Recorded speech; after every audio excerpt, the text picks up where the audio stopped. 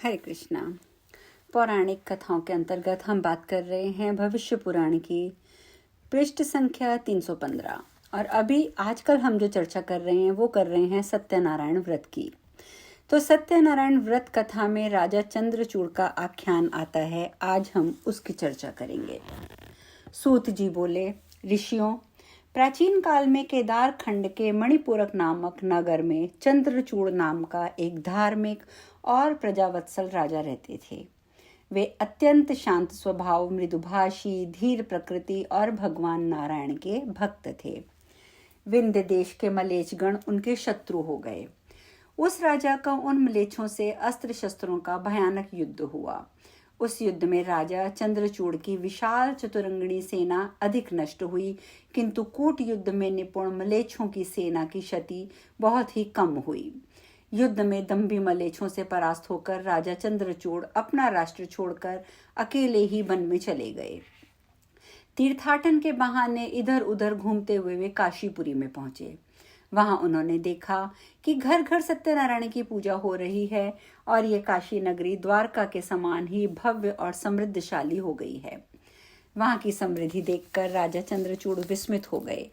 उन्होंने सदानंद ब्राह्मण के द्वारा की गई सत्यनारायण पूजा की प्रसिद्धि भी सुनी, जिसके अनुसरण सदानंद मतलब शतानंद, जिनकी हमने पहले चर्चा की थी, वो भी सुनी। और सत्यनारायण पूजा की प्रसिद्धि अधिक सुनने से, उसका अनुसरण से सभी शील और धर्म में समृद्ध हो गए हैं, ये भी राजा ने जाना। राजा चंद्रचूड़ भगवान सत्यनारायण की पूजा करने वाले ब्राह्मण शतानंद के पास गए और उनके चरणों पर गिरकर उनसे सत्यनारायण पूजा की विधि पूछी और अपने राज्य भ्रष्ट होने की कथा भी बतलाई और कहा, ब्राह्मण, लक्ष्मीपति भगवान जनार्दन जिस व्रत से प्रसन्न होते हैं, पाप के नाश करने वाले उस व्रत को बतलाकर आप मेरा उद्धार करें। राजा की बात सुनकर शतानंद ने कहा, हे राजन, श्रीपति भगवान को प्रसन्न करने वाले सत्यनारायण नामक का एक श्रेष्ठ व्रत है, जो समस्त दुख शोक आदि का शामक, धन धान्य का प्रवर्धक, सौभाग्य और संतति का प्रदाता और सर्वत्र विजयी प्रदायक है। राजन, जिस किसी भी दिन प्रदोष काल में इनके पूजन आदि का आयोजन कर लेना चाहिए। कदली दल के स्तंभों से मंडित, तोरणों से अलंकृत एवं एक मंडप की रचना कर उसमें 5 कलशों की स्थापना करनी चाहिए और 5 ध्वजाएं भी लगानी चाहिए। व्रती को चाहिए कि उस मंडप के मध्य में ब्राह्मणों के द्वारा एक रमणीय वेदी की रचना करवाए। उसके ऊपर स्वर्ण से मंडित शिला रूप भगवान नारायण शालग्राम को स्थापित कर प्रेम भक्ति पूर्वक चंदन पुष्प आदि उपचारों से उनकी पूजा करें। भगवान का ध्यान करते हुए भूमि पर शयन कर 7 रात्रि वहां पर व्यतीत करें। ये सुनकर राजा चंद्रचूड़ ने काशी में ही भगवान सत्यनारायण की शीघ्र ही पूजा की। प्रसन्न होकर रात्रि में भगवान ने राजा को एक उत्तम तलवार प्रदान की। शत्रुओं को नष्ट करने वाली तलवार प्राप्त कर राजा ब्राह्मण श्रेष्ठ शतानंद को प्रणाम करके अपने नगर में आ गए और 6000 मलेच्छ दस्युओं को मारकर उनसे अपार धन प्राप्त किया। नर्मदा के मनोहर तट पर पुनः भगवान श्री हरि की पूजा की। वे राजा प्रत्येक मास की पूर्णिमा को प्रेम और भक्ति पूर्वक विधि विधान से भगवान सत्यदेव की पूजा करने लगे। उस व्रत के प्रभाव से लाखों ग्रामों के वे अधिपति हो गए और 60 वर्ष तक राज्य करते हुए अंत में उन्होंने विष्णु लोक को प्राप्त किया। ये था सत्यनारायण व्रत कथा का 3वां अध्याय और इसी के अंतर्गत आती है लकड़हारों की कथा। सूत जी बोले, ऋषियों, अब इस संबंध में सत्यनारायण व्रत के आचरण से कृतकृत हुए भिल्लों की कथा भी सुने। एक समय की बात है, कुछ निषाद गण वन से लकड़ियां काटकर नगर में लाकर बेचा करते थे। उनमें से कुछ निषाद काशीपुरी में लकड़ी बेचने आए। उन्हीं में से एक बहुत प्यासा लकड़हारा विष्णुदास शतानंद के आश्रम में गया। वहां उसने जल पिया और देखा कि ब्राह्मण लोग भगवान की पूजा कर रहे हैं।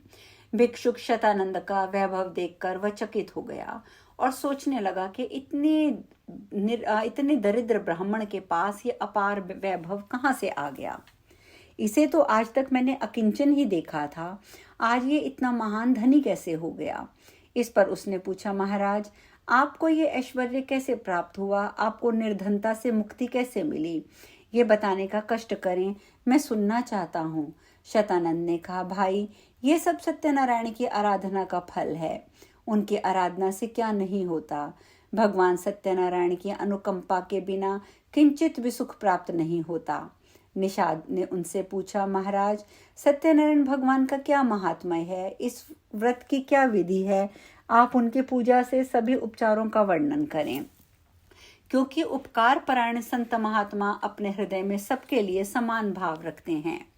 शतानंद बोले, एक समय की बात है, केदार क्षेत्र में मणिपुरक नगर में रहने वाले राजा चंद्रचूड़ मेरे आश्रम आए और उन्होंने मुझसे पूछा भगवान सत्यनारायण व्रत कथा का विधान। हे निषाद पुत्र, इस पर मैंने जो उन्हें बताया था उसे तुम भी सुनो। सकाम भाव से तथा निष्काम भाव से किसी भी प्रकार भगवान की पूजा का मन में संकल्प करके उनकी पूजा करनी चाहिए। सवा सेर गोधूम के चूर्ण को मधु तथा सुगंधित धृत से संस्कृत कर नैवेद्य के रूप में भगवान को अर्पण करना चाहिए। भगवान सत्यनारायण शालग्राम को पंचामृत से स्नान कराकर चंदन आदि उपचारों से उनकी पूजा करनी चाहिए। भगवान भक्ति से जितना प्रसन्न होते हैं उतना वे विपुल द्रव्यों से प्रसन्न नहीं होते, परंतु ये भी आवश्यक होते हैं। भगवान को किसी वस्तु की आवश्यकता नहीं है, केवल भक्तों के द्वारा श्रद्धा से अर्पित की हुई वस्तु को वह ग्रहण करते हैं। इसीलिए दुर्योधन के द्वारा दी जाने वाली राज पूजा को छोड़कर भगवान ने विदुर जी के आश्रम में जाकर शाक भाजी और पूजा को ग्रहण किया था। सुदामा के तंडुल कण को स्वीकार कर भगवान ने उन्हें मनुष्य के लिए सर्वथा दुर्लभ संपत्तियां प्रदान कर दी थी। भगवान केवल प्रीतिपूर्वक भक्ति की अपेक्षा करते हैं। गोप, धृत, वाणिक, व्याध, हनुमान, विभीषण के अतिरिक्त अन्य वृतासुर आदि दैत्य भी नारायण के सान्निध्य को प्राप्त कर उनके अनुग्रह से आज भी आनंद पूर्वक रह रहे हैं। निषाद पुत्र, मेरी बात सुनकर उस राजा चंद्रचूड़ ने पूजा सामग्रियों को एकत्र करके आदर पूर्वक भगवान की पूजा की। फलस्वरूप वे अपना नष्ट हुआ द्रव्य प्राप्त कर आज भी आनंदित हो रहे हैं। इसीलिए तुम भी भक्ति से सत्यनारायण की उपासना करो। इससे तुम इस लोक में सुख को प्राप्त कर अंत में भगवान विष्णु का सानिध्य प्राप्त करोगे। यह सुनकर वह निषाद कृतकृत्य हो गया। विप्र श्रेष्ठ शतानंद को प्रणाम करके अपने घर जाकर उसने अपने साथियों को भी हरि सेवा का महात्म्य बताया। उन सब ने भी प्रसन्नचित्त होकर श्रद्धा पूर्वक ये प्रतिज्ञा की कि आज काष्ठ को बेचकर हम लोगों को जितना धन प्राप्त होगा उससे अपने सभी बांधवों के साथ श्रद्धा एवं विधि पूर्वक हम सत्यनारायण की पूजा करेंगे। उस दिन उन्हें काष्ठ बेचने से पहले की अपेक्षा चौगुना धन मिला।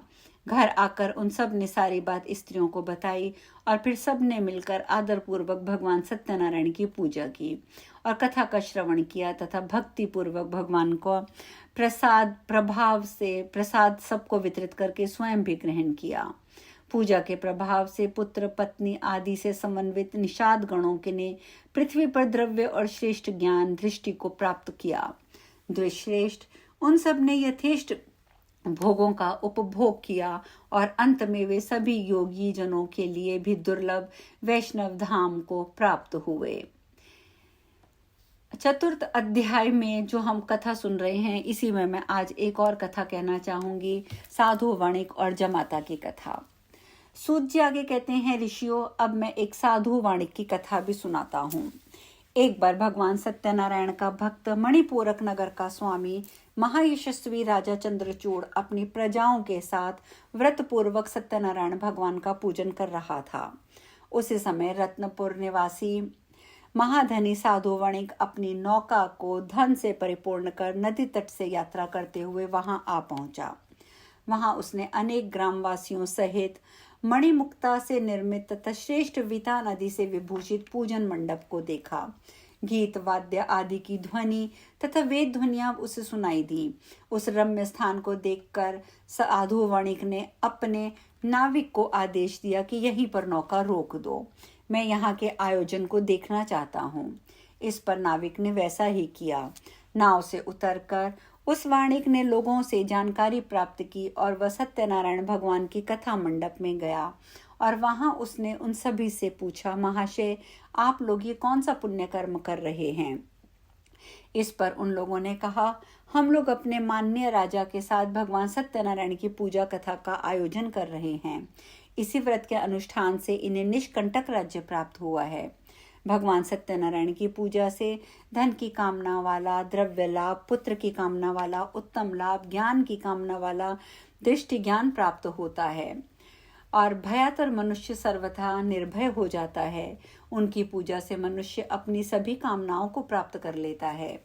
यह सुनकर उसने गले में वस्त्र को कई बार लपेटकर भगवान सत्यनारायण को दंडवत प्रणाम कर सभासदों को भी प्रणाम किया और कहा, भगवान, मैं संततिहीन हूँ, अतः मेरा सारा ऐश्वर्य तथा सारा उद्यम सभी व्यर्थ है।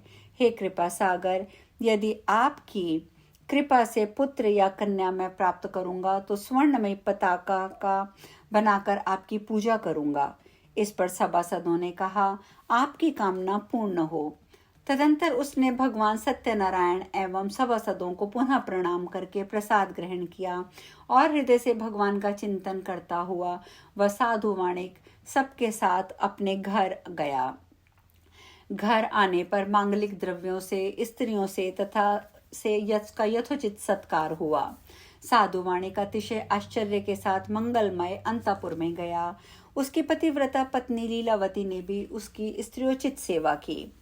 भगवान सत्यनारायण की कृपा से समय आने पर बंधु बांधवों को आनंदित करने वाली तथा कमल के समान नेत्रों वाली उन्हें एक कन्या की प्राप्ति हुई। इससे साधु वाणिक अतिशय आनंदित हुआ और उस समय उसने पर्याप्त धन का दान दिया। वेदज्ञ ब्राह्मणों को बुलाकर उसने कन्या के जात कर्म आदि मंगल कृत्य कर्म किए। उस बालिका की जन्म कुंडली बनवाकर उसका नाम कलावती रखा। कला नदी चंद्रमा की कला के समान वह कलावती नित्य बढ़ने लगी। 8 वर्ष की बालिका गौरी, 9 वर्ष की रोहिणी, 10 वर्ष की कन्या तथा उसके आगे 12 वर्ष की बालिका प्रौढ़ा तथा रजस्वला कहलाती है। समय अनुसार कलावती भी बढ़ते बढ़ते विवाह के योग्य हो गई और पिता कलावती के को विवाह योग्य जानकर उसके संबंध से चिंता करने लगा। कांचनपुर नगर में एक शंखपति नामक वाणिक रहता था। वह कुलीन, रूपवान, शक्ति संपन्न, शील, उदारता आदि गुणों से संपन्न था। अपनी पुत्री के योग्य उस वर को देखकर साधु वाणिक ने शंखपति का वरण किया और शुभ लगन में अनेक मांगलिक उपचारों के साथ अग्नि के सानिध्य में वेद वाद्य और ध्वनियों के साथ यथाविधि कन्या उसे प्रदान कर दी। साथ ही मणि, मोती, मूंगा, वस्त्र, आभूषण आदि भी उस वाणिक ने मंगल के लिए अपनी पुत्री और जमाता को प्रदान किए। इस प्रकार वह अपने साधु वाणिक अपने दामाद को अपने घर में रखकर उसे पुत्र के समान मानने लगा और वह भी पिता के समान साधु वाणिक का आदर करने लगा। इस प्रकार बहुत समय बीत गया। साधु वाणिक ने भगवान सत्यनारायण की पूजा करने का पहले ये संकल्प लिया था कि संतान प्राप्ति होने पर मैं भगवान सत्यनारायण की पूजा करूंगा। वह इस बात को भूल गया और उसने पूजा नहीं की।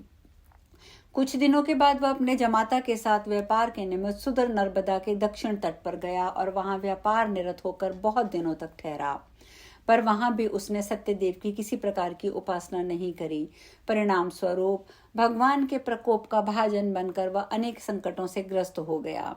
एक समय कुछ चोरों ने एक निस्तब्ध रात्रि में वहां के राजमहल में बहुत सा द्रव्य और मोती की माला को चुरा लिया। राजा ने चोरी की बात ज्ञात होने पर राजपुरुषों को बुलाकर बहुत फटकारा और कहा कि यदि तुम लोगों ने चोरों का पता लगाकर सारा धन यहाँ 2 दिन में उपस्थित नहीं किया तो तुम्हारी असावधानी के लिए तुम्हें मृत्यु दंड दिया जाएगा। इस पर राजपुरुषों ने सर्वत्र व्यापक छानबीन करी पर चोर का पता ना लगा सके। फिर वे सभी एकत्र होकर विचार करने लगे कि ये तो बड़े कष्ट की बात है कि चोर नहीं मिल रहा और धन भी नहीं मिल रहा। अब राजा हम लोगों को परिवार के साथ मार डालेगा। मरने पर से तो अच्छा श्रेष्ठकर यही है कि हम लोग पवित्र नर्मदा नदी में डूबकर स्वयं ही मर जाएं, क्योंकि नर्मदा के प्रभाव से हमें शिवलोक की प्राप्ति होगी। वे सभी राजपुरुष आपस में ऐसा निश्चय करके नर्मदा नदी के तट पर गए। वहां उन्होंने उस साधु वाणिक को देखा और उसके कंठ में मोती की माला भी देखी। उन्होंने उस साधु वाणिक को चोर समझ लिया और प्रसन्न होकर उन दोनों अर्थात साधु वाणिक और उसके जमाता को धन सहित पकड़ के राजा के पास ले गए। भगवान सत्यनारायण की पूजा करने में असत्य का आश्रय लेने के कारण वाणिक के प्रतिकूल हो गए थे। इसी कारण राजा ने भी विचार किए बिना ही अपने सेवकों को आदेश दिया कि इनकी सारी संपत्ति जब्त करके खजाने में जमा करा दो, इन्हें हथकड़ियां लगाकर जेल में डाल दो। सेवकों की आज्ञा से सेवकों ने राजाज्ञा का पालन किया। वाणिक की बातों पर किसी ने कुछ भी ध्यान नहीं दिया। अपने जमाता के साथ वह वाणिक अत्यंत दुखित होता हुआ विलाप करता हुआ बोला, हाँ पुत्र, मेरा धन अब कहाँ चला गया, मेरी पुत्री और पत्नी कहाँ हैं? विधाता की प्रतिकूलता देखो, हम दुख सागर में निमग्न हो गए। अब इस संकट में हमें कौन पार लगाएगा? मैंने धर्म और भगवान के विरुद्ध आचरण किया, यह उसी कर्मों का फल है। इस प्रकार विलाप करते हुए वे ससुर और जमाता कई दिनों तक जेल में भीषण संताप का अनुभव करते रहे। अब शेष कथा की चर्चा हम कल करेंगे। हरे कृष्णा।